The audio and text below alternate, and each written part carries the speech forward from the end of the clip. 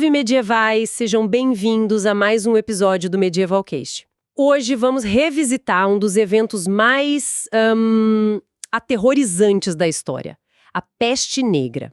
Acho que todo mundo que está ouvindo a gente aprendeu na escola aquela história clássica, né? Os navios, os ratos, a devastação.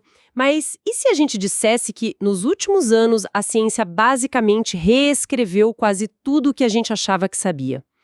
Recebemos um material incrível, um artigo chamado A Peste Negra sob a luz das últimas descobertas científicas, que compila pesquisas super recentes de 2022 a 2026. E a nossa missão hoje é explorar justamente isso. Vamos ver como o DNA antigo, núcleos de gelo e até anéis de árvores estão revelando a verdadeira origem, a causa e a evolução da praga. Exato. É deixar de lado aquela ideia, sabe, de um acidente histórico, ou pior, de uma punição divina. A ciência hoje nos mostra que a peste negra foi, na verdade, o resultado de uma tempestade perfeita de fatores. Fatores biológicos, climáticos e sociais. É uma análise fascinante que conecta uma bactéria a uma erupção vulcânica e as rotas comerciais globais do século XIV. Ok, vamos começar pelo maior mistério de todos, então. De onde a peste negra realmente veio? Por décadas, as teorias apontavam para a China, para a Índia.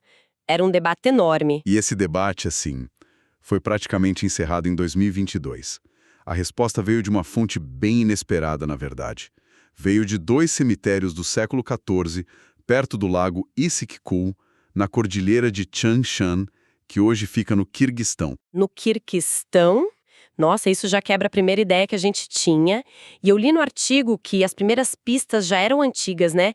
Lápides do século XIX, que indicavam que dezenas de pessoas morreram ali em 1338, 1339, de uma pestilência desconhecida.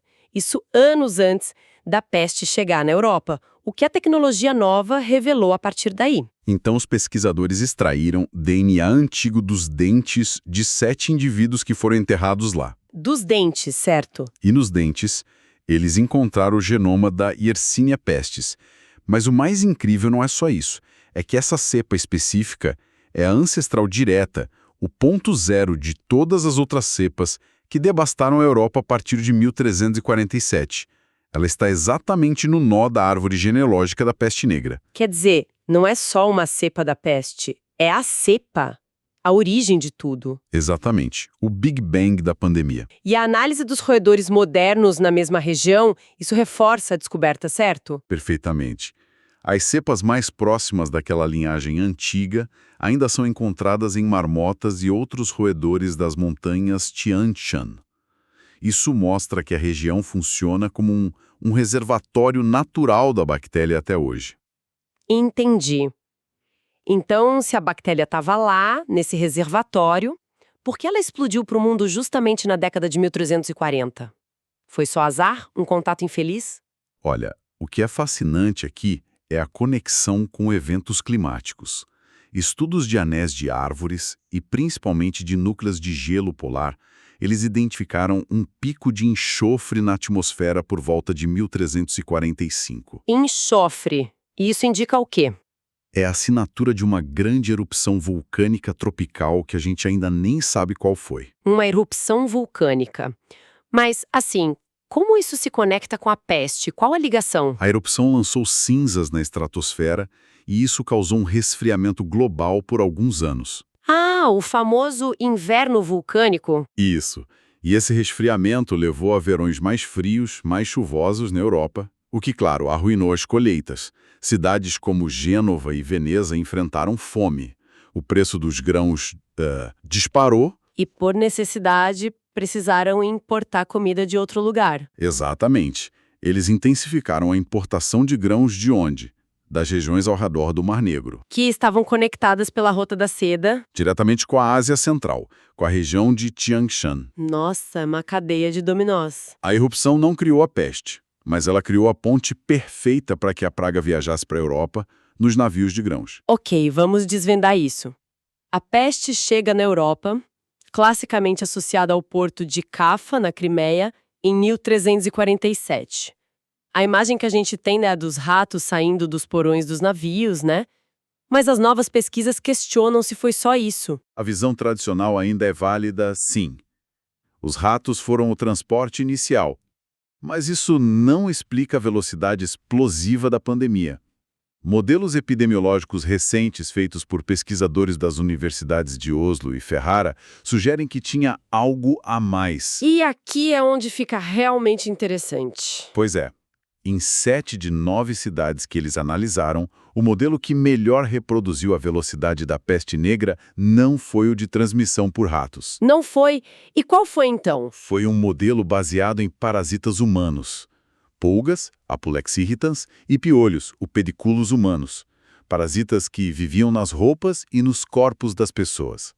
Peraí, então a transmissão era de pessoa para pessoa, através dos seus próprios parasitas? Precisamente. Isso explica porque se espalhou tão rápido, mesmo em locais sem relatos de grande mortandade de roedores. Exato.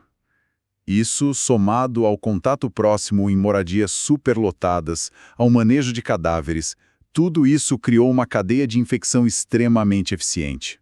Muda completamente a imagem que a gente tinha. O inimigo não estava só no esgoto, estava nas roupas. E isso nos leva a uma outra questão. Então, o que tudo isso significa? A bactéria que causou a peste negra era uma versão única. E por que com o tempo a peste pareceu se tornar menos letal, embora ainda terrível? Ótima pergunta. E isso levanta um ponto importante sobre a evolução do patógeno. A paleogenômica revelou que depois daquela grande onda inicial, a Yersinia pestis começou a sofrer mutações. E uma mudança crucial aconteceu num gene específico chamado PLA. O que esse gene faz? Pensa na proteína do gene PLA como uma ferramenta de arrombamento. Ela é essencial para a bactéria se espalhar pelo corpo do hospedeiro, superando as defesas. Quanto mais eficiente o PLA, mais letal a infecção. Certo. E os pesquisadores notaram que, ao longo dos séculos, as linhagens da peste começaram a apresentar menos cópias funcionais desse gene.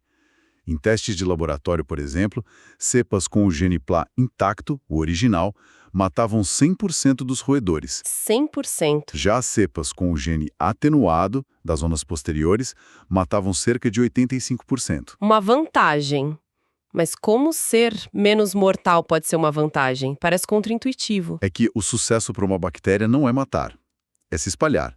Uma bactéria que é um pouco menos agressiva permite que o seu hospedeiro sobreviva por mais tempo. Ah, entendi. Isso aumenta a janela de oportunidade. Exato. Aumenta a janela para transmitir a doença para outras pessoas, para outras pulgas. Isso cria um ciclo epidêmico mais sustentável, em vez de uma explosão que mata todos os hospedeiros rápido demais e depois some.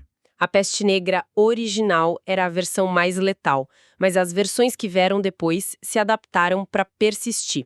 Exatamente, elas aprenderam a moderar a própria força. Incrível. Então, as descobertas recentes nos dão uma imagem muito mais complexa. Temos uma origem específica no Quirguistão, um gatilho climático de uma erupção vulcânica, uma transmissão acelerada por parasitas humanos e uma bactéria que evoluiu para se tornar um pouco menos mortal, mas mais persistente. E para deixar uma reflexão final, a peste negra não é só um evento histórico que ficou no passado. O impacto dela foi tão profundo que moldou a própria evolução humana. Existem estudos que conectam mutações genéticas que deram resistência à peste na Idade Média Sei. a uma maior suscetibilidade a doenças autoimunes hoje em dia. Sério? Sim. O eco biológico daquela pandemia pode estar presente no nosso próprio DNA, influenciando nossa saúde de maneiras que a gente só agora está começando a entender. E por hoje é isso, nos vemos no próximo episódio.